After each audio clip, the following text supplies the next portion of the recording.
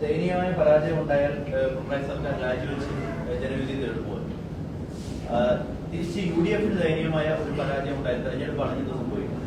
അങ്ങനെ ഉണ്ടായാൽ KPCC-യിലും UDF-ലും ഒരു നേതൃമാറ്റം ഉണ്ടാവും. അല്ല, അദ്ദേഹം ആക്ടിംഗ് പ്രസിഡന്റ്. ഞാൻ പറഞ്ഞോളാം, എന്റെ കാര്യമല്ലേ? അല്ല എന്റെ കാര്യം. അദ്ദേഹം ആക്ടിംഗ് പ്രസിഡന്റാണ്. ഞാൻ മാറുന്നല്ലേ ചോദിച്ചത്, ക്ലിയർ ആയിട്ട്. അത് എന്നോട് ചോദിച്ചപ്പോൾ അല്ല, എന്നോട് ചോദിച്ചാൽ മതി. അല്ല, KPCC ഇപ്പൊ നമ്മളൊരു താൽക്കാലിക സംവിധാനമല്ലേ. ഈ തെരഞ്ഞെടുപ്പിൽ ഞങ്ങൾക്ക് ഉജ്ജ്വലമായ വിജയം ഉണ്ടാവും. അത് ഞങ്ങളുടെ കൂട്ടായ നേതൃത്വത്തെ, ഞങ്ങൾ രണ്ടുപേരും മാത്രമല്ല, കേരളത്തിലെ കോൺഗ്രസിന്റെയും UDF-ന്റെ ഘടകകക്ഷികൾ. ഞാൻ കണ്ടിട്ടില്ല ഇത്രമാത്രം ഘടകകക്ഷികൾ ഇത്രയും മാത്രം പ്രവർത്തിക്കുന്ന ഒരു തെരഞ്ഞെടുപ്പിലും. അവർ കേരളം മുഴുവൻ നടന്ന് പ്രവർത്തിക്കുകയാണ്. മുസ്ലിം ലീഗിന്റെ പ്രവർത്തകരും കേരള കോൺഗ്രസിന്റെ പ്രവർത്തകരും എല്ലാവരും, നേതാക്കൾ എല്ലാവരും. ഇത്രയും ടീം വർക്ക് ഒരു കാലത്ത് ഉണ്ടായിട്ടില്ല. ആ ടീം വർക്കിന്റെ വിജയമായിരിക്കും.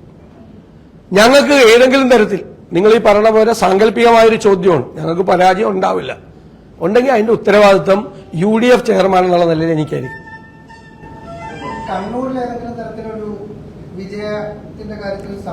കണ്ണൂരൊക്കെ നന്നായി മത്സരം നടക്കുന്ന സ്ഥലങ്ങളല്ലേ. അവിടെ KPCC പ്രസിഡന്റ് ജയിക്കും, നല്ല ഭൂരിപക്ഷം ജയിക്കും.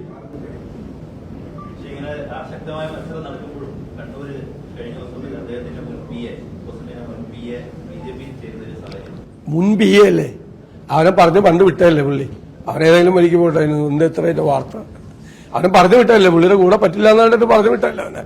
അപ്പൊ അവൻ ഏതെങ്കിലും വഴിക്ക് പോകണേ നമുക്ക് എന്ത് ചെയ്യാൻ പറ്റും? ഇപ്പോഴത്തെ PA അല്ലല്ലോ.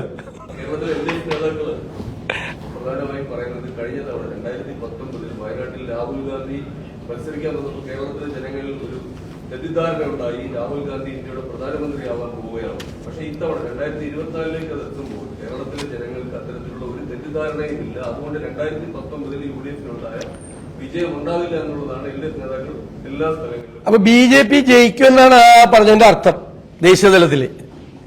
അതാണ് ഞാൻ പറഞ്ഞത്. CPM നേതൃത്വം നേരിട്ടും പ്രത്യക്ഷമായും പരോക്ഷമായും പ്രചരിപ്പിക്കുന്നത് കോൺഗ്രസ് ജയിക്കില്ല, അധികാരത്തിൽ വരില്ല, BJP അധികാരത്തിൽ വരുമെന്നാണ്. അപ്പൊ ഇന്നലെ ഗവർണർ കൊല്ലത്ത് പറഞ്ഞതും അതിന്റെ തുടർച്ചയാണ് ഈ പ്രചരണവും. മനസ്സിലായില്ലേ?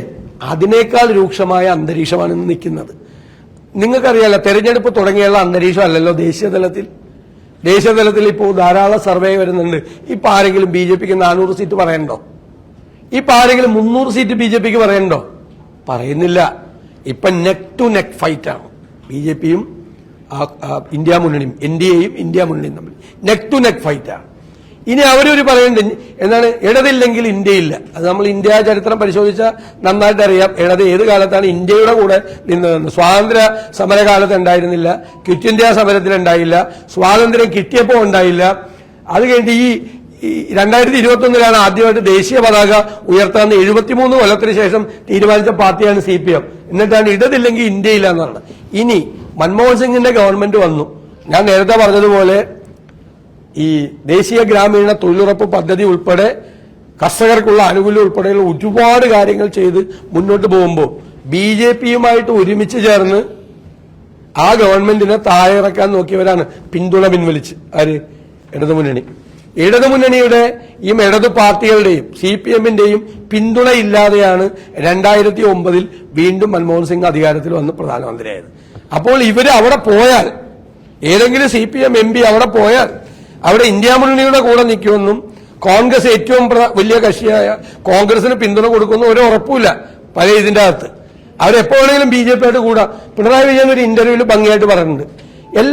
ചില തെരഞ്ഞെടുപ്പിൽ ഞങ്ങൾ പറഞ്ഞിട്ടുണ്ട് RSSന്റെ വോട്ട് വേണ്ടാന്ന്. പക്ഷെ എല്ലാ തെരഞ്ഞെടുപ്പിലും ഞങ്ങൾ അങ്ങനെ പറഞ്ഞിട്ടില്ല. ഓരോ തെരഞ്ഞെടുപ്പിലും മാറി മാറി പറയും. അതിനാണ് അവസരവാദം എന്ന് പറയുന്നത്.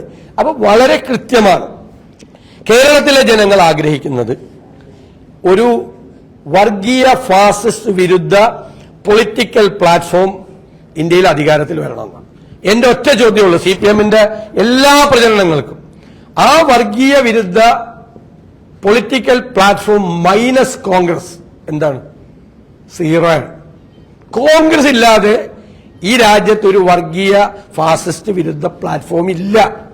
അപ്പൊ കോൺഗ്രസിനെ ദുർബലമാക്കിയാൽ ആ പ്ലാറ്റ്ഫോം ഇല്ലാതാവും.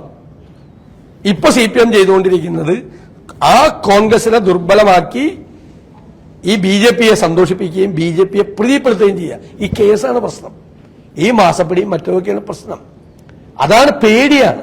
അതുകൊണ്ട് പ്രധാനമന്ത്രി ഡൽഹിയിൽ പറഞ്ഞു, ഞാൻ പോലും ഉപയോഗിക്കാത്ത കടുത്ത ഭാഷയിലാണ് കേരളത്തിലെ മുഖ്യമന്ത്രി രാഹുൽ ഗാന്ധിയെ വിമർശിക്കുന്നതെന്ന് നരേന്ദ്രമോദിയെ പറയണത്.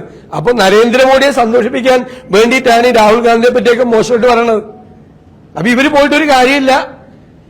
കോൺഗ്രസ് ദുർബലമാകരുത്, ഒരു സീറ്റ് കോൺഗ്രസിന്റെ കുറയരുത്, ഒരെണ്ണം കുറഞ്ഞാൽ ഏറ്റവും കൂടുതൽ അംഗങ്ങളുള്ള പാർട്ടിയുടെ നേതാവിനെയാണ് ഇന്ത്യൻ പ്രസിഡന്റ് മന്ത്രിസഭ രൂപീകരിക്കാൻ ശ്രമിക്കുന്നത്. അത് ജനങ്ങൾക്കറിയാം. മതേതരത്വത്തിലും ജനാധിപത്യത്തിലും വിശ്വസിക്കുന്ന ആളുകൾക്കറിയാം. മൈനസ് കോൺഗ്രസ് ഒന്നുമില്ല.